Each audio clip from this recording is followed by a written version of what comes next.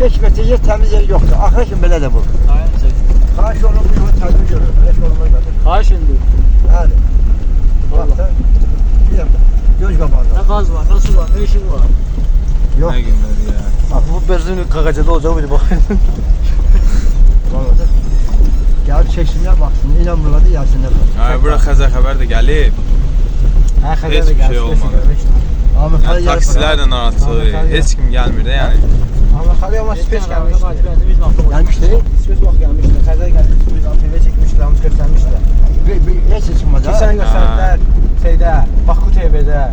Cəmaat danışdıqlar cəmaat. Xeyr olmadı.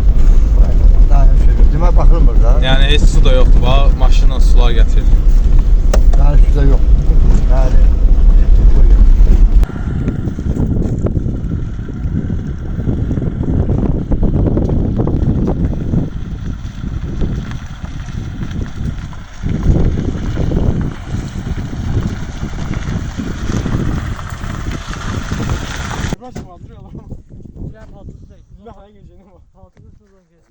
Bu ayına getir, altı sütü değil. Yandı mı?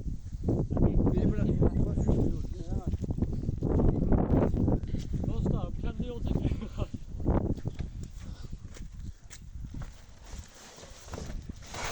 Haz olduğumuz sigar partiler.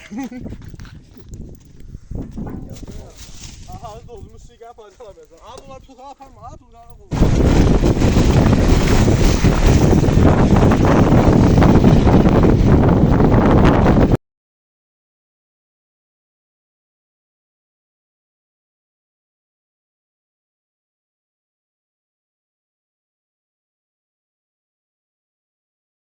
Çekin abi.